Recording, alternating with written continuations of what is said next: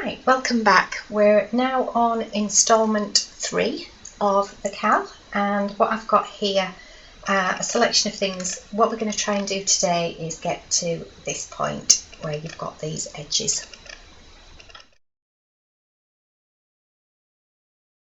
Right, so I'm just going to show you my preferred method for sewing up, and something as simple as threading the needle, in that quite often people try and force it through the end there and you can split the yarn. My preferred way of doing it is a crochet needle like that, pinch it nice and tight and then push that through the eye, and you've pulled it through nice and cleanly, not messed up your yarn at all. So the next bit is I've laid these out. This is one of the squares that I'm going to want to put together. So if you put them faces together, and then what you're trying to do is pick up the outer one here nice and cleanly, and the outer one that's at the same point on the other side, which for me is about there, but now I'm going to go one further in.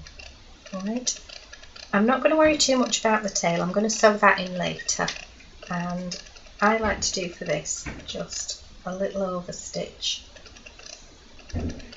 Just going to pinch that with my finger there. Get hold of it. There we go.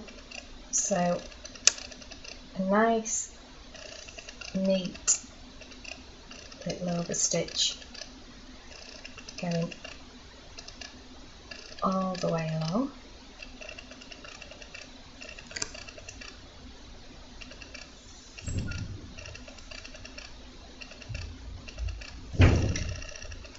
What you find at the other side is you've got a nice neat line going on there, so it doesn't matter which colour you use. I just prefer to use the darker, slightly duller one on that one.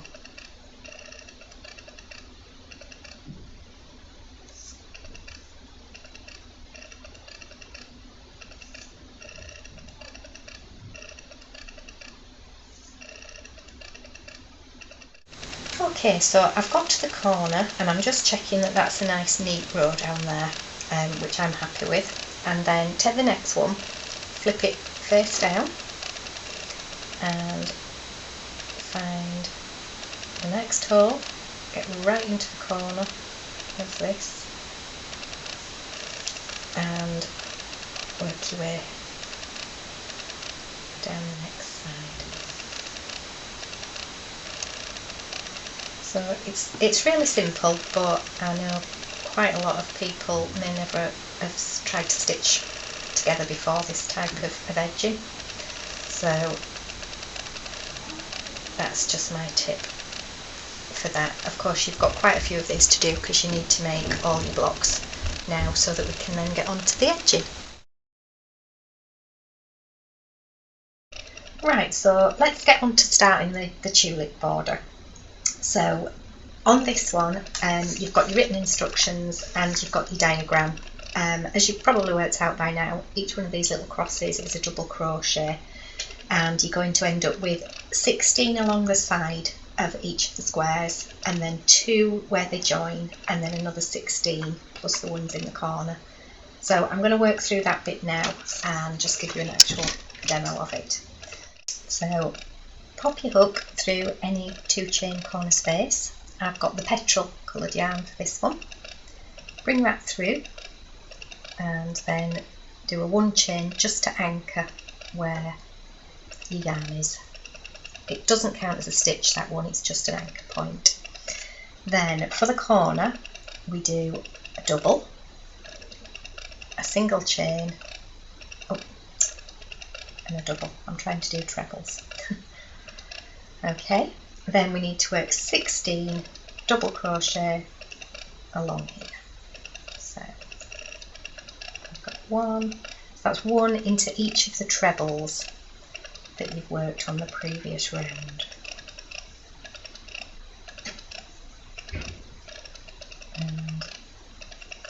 And what I tend to do is work across a section, and then I'm going to go back and count just to double check it, because you need the right number of stitches obviously for working into for the next round. If you start having too many or not enough, it is going to affect the following rounds.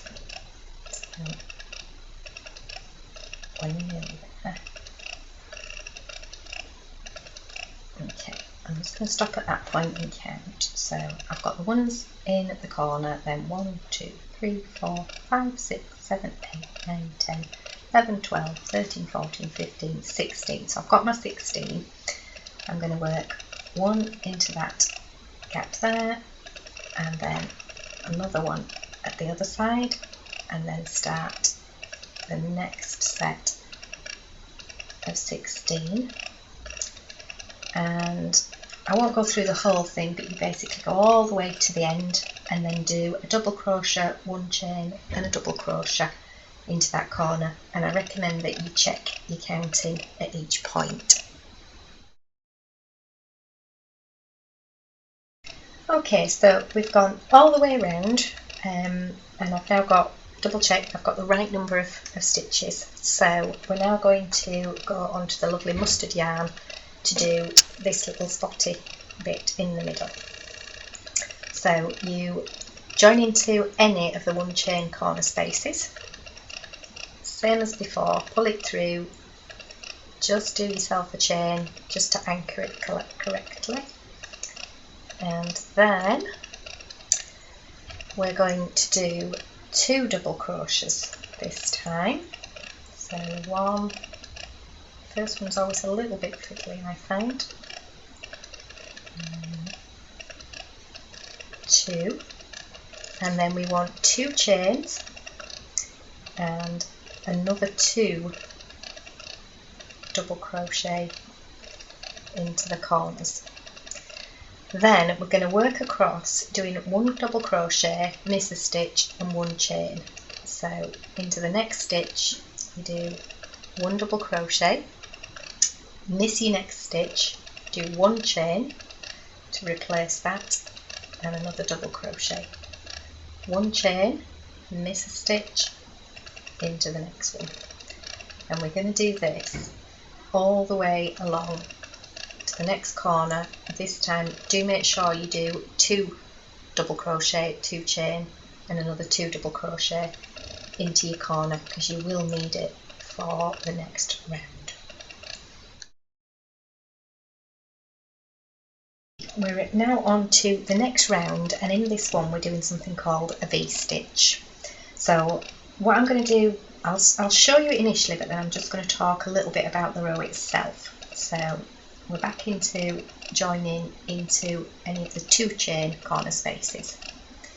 Okay, then for this corner only we're going to do 3 chains and 1 half treble. So that's where you go through and then just go straight through all 3. That is counted as a V-stitch for that particular corner.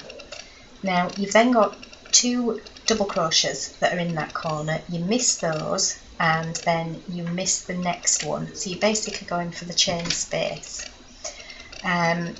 And then we're going to work a V-stitch. Right, so your V-stitch is a half treble, 1 chain and another half treble, all into the same chain space. So that works like this. Through, 1 chain and another half treble. Then you miss your 1 chain on the row below and you do it again. So it's actually quite nice, quite a lovely little repetitive set of stitches, and you're going to work this all the way across the row, and when you get to, I won't go all the way across, but when you've got to the other end and you get to the corner, you need to work into your last chain space, then miss your trebles and go into that 2 chain space, and then do just count up and make sure that you've got, I think it's 18 V stitches you would end up with from one end to the other, plus the ones in the corner. Okay, so we've done the V-stitch round, joined it up. I just want to point out the corners, that they are slightly offset there, where you've got more stitches at this side than that. That's how it should look, and this is definitely your corner V-stitch. Now for this round, you don't need to start in a corner. You can start basically anywhere along a row, and we're going to be doing the bobbles. So as before, you need to join your yarn in, and you join it into a V-stitch, not into the space between. Right, so now joined into that one, and then I'm going to do a bobble, and the bobble in this case, these are done with trebles. So wrap and through, wrap and back through, wrap and through 2. So we're going to end up with extra stitches on the hook. So each time start your treble. That's 2, that's number 3, and number 4, and I've got my 5 stitches on my hook, and that's then goes through all of them. So I've got my bobble, and then you need to slip stitch into the space between. So that is, there we go. So you're going to get a slightly odd look to start with, but don't worry, it all comes out at the end and looks right. So I'm going to do another bobble. 2, 3, 4. I've got my 5 stitches on the hook, pull them through, then another slip stitch into there. Pull it reasonably tight, but not ridiculously tight. Okay, so now we're at the corner. You do your final slip stitch to the one just before. This is my corner one here. The slight difference is you do 2 chains before working this bobble. 1, 2, 3, 4, and pull it all the way through. Then another 2 chain, and then slip stitch into that space, and then you can start with your bobbles down the other side.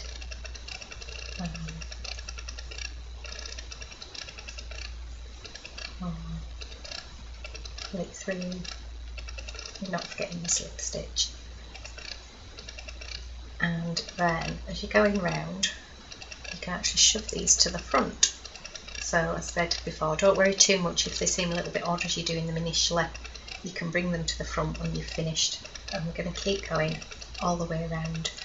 This one is quite a long row, it does use quite a bit of yarn, so you'll find they take a little bit longer for you to make. Right, and so when you've finished and gone all the way around, this is what you will end up with. As I said, you can tweak these bobbles so that they're nice and at the front and looking nice and even. So that's that section done, and then the next section we'll look at how to put the triangles into the corners. See you soon.